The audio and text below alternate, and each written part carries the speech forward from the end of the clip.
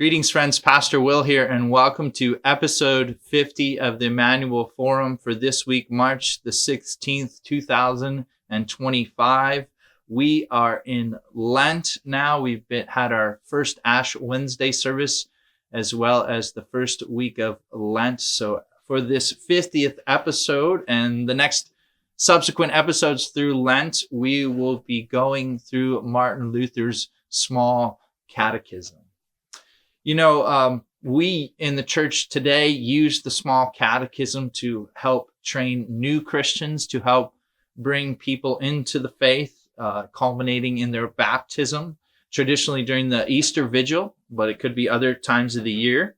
However, Luther wrote this catechism also for Christians, people that are already Christians, to use each and every day in their lives. So I hope that these next 5 videos, if you watch them and go through them, will edify you and help you in your study of the small catechism and your faith, your Christian faith. So we're going to begin, as Luther does, with the 10 commandments. And I have a question to start with.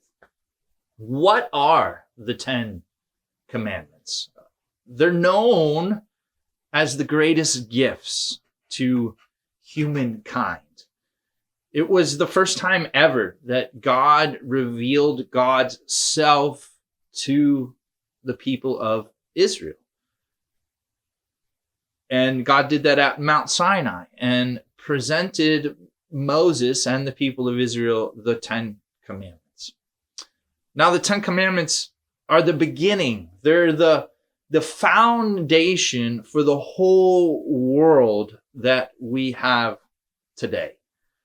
It changed the way we live together as human beings, because the 10 commandments are not just laws. They're gifts. They are gifts from God to the whole of humanity, not just the people of Israel. Tradition tells us that about 3 million people witnessed God's action with Moses on Mount Sinai. That's why 3,300 years later, we still celebrate the 10 commandments, because each of them is so relevant for us to live our life and to make this world a better reflection of God's intended purposes for humanity and for creation. So I think we should go through these commandments and show you how each of them are a gift and not just the law, not just rules that we have to follow. And before we even begin, we begin with that positive notion that God brings in Exodus 20. He introduces the 10 commandments. Did you catch this? Saying, I am the Lord your God who brought you out from the land of Egypt, from the house of bondage. So that is the gift. Here's 10 simple guidelines for you to help preserve your freedom. But the gift is that I, the Lord who has set you free, will be with you during this time. So we get into the commandments. You shall have no other gods except me. Meaning I, the God who brought you out of slavery, out of Egypt, out of bondage, into the Exodus. I am here. I am with you. Do not have any other gods before me. That is the gift, that we have God, Emmanuel, with us. The second one, you shall not make for yourself an idol. I am the God of freedom, the invisible, imageless one. That means you can't corner me. You can't put me in a box, so to speak. You can't restrict me the way that your sisters and brothers have put you into bondage. Let's go to number 3.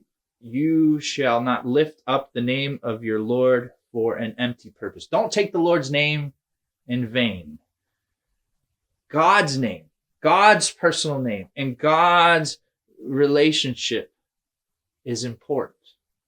So don't take God's name in vain. In the same way that any other relationship that you would have with any other human being, you wouldn't take their name in vain. You wouldn't say those things about that person, right? Remember the Sabbath day in order to sanctify it. God gives us the gift of rest. And that's not just for the Jewish people, that's for everyone. Do we Sabbath? Do we take that time to rest as God rested? Honor your father and mother. We get the gift of parents to learn from, to grow from. Those who have come before us, who have made those mistakes, who have stumbled and fallen, and yet will teach us so that we don't have to make those mistakes, so that we can be better human beings, better reflections created in the image of God. You shall not murder. How about the gift of life?